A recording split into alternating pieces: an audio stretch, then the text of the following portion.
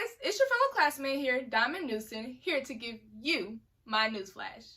One question that some of you may be asking yourselves today in society is, do students really get to go to their dream schools even after completing the application process, specifically Ivy League schools? So in today's video, I'm really going to be breaking down the process of applying to an Ivy League school, the expensive tuition, the amount of chances that students really receive to get scholarships, and you're going to be asking yourself the big question today: is it really worth it to attend an Ivy League school? If any of you did not know, the 8 Ivy League colleges consist of Brown, Cornell, Columbia, Harvard, Yale, Princeton, Dartmouth, and the University of Pennsylvania.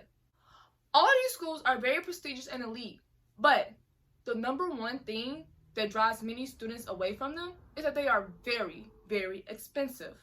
The school's tuitions range between $52,000 a year, with the highest even being $62,000 a year, which includes full tuition, room, and board. Many impoverished students and many low-income families automatically don't even think about going to Ivy League schools because they worry about the issue of being able to afford them. Even currently now, during the middle of a pandemic, Harvard announced a couple months ago that they would still be charging the full tuition cost to attend fall 2020 semester, even with many of the classes being online. This tuition was a number estimated at $54,000. So let's get into this application process. So if you did not know, many Ivy League schools' acceptance rates are really, really low.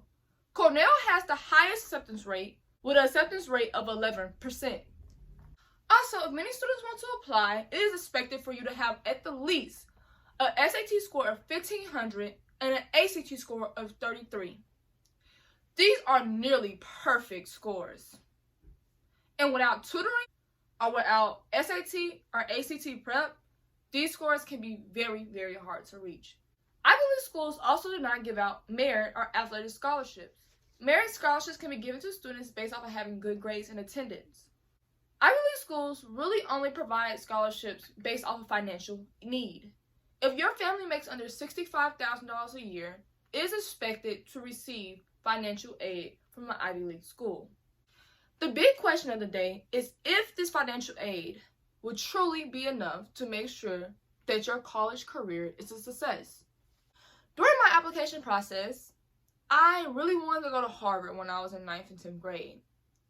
At first, I thought I wanted to be a lawyer, but along my path, I realized that I really wanted to change that, and I decided to be a construction manager. Harvard was very, very, very hard to get into. I had a 4.2 GPA, I was top 10% of my class, but my ACT score sucked.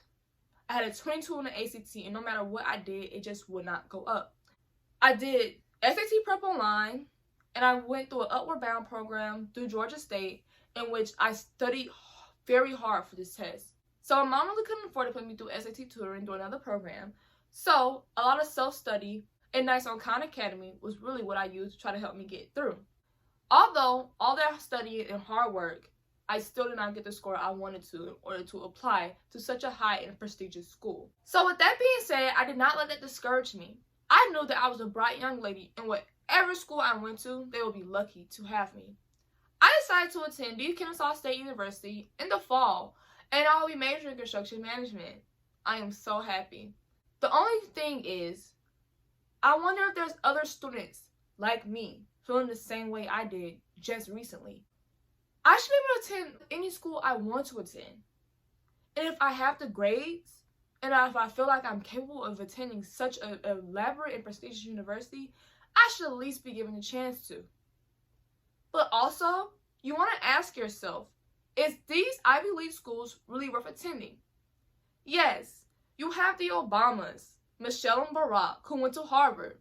And yes, you have Mark Zuckerberg, the creator of Facebook, who went to Harvard as well. And you have Jeff Bezos, who went to Princeton. Also, you have other successful people who did not go to Ivy League schools. You have Oprah Winfrey, who is one of the richest women in the world, who went to the Tennessee State University. You also have the youngest woman who was ever elected in Congress, Alexandria Ocasio-Cortez, who attended Boston University. And of course, there's Bill Nye, one of the smartest people I know, who went to Bridgewater State. Although these people did not attend Ivy Leagues, they were still very successful and very smart in their lifetime. I believe that you don't need to go to an Ivy League school to be successful. So, again, I ask you, with my newsflash, is going to an Ivy League school really worth the high tuition and the very stressful high school career? I want to wish you all the best of luck through college, and even if you're a senior, through your college application process. My name is Diamond Newsom again, and this is my newsflash.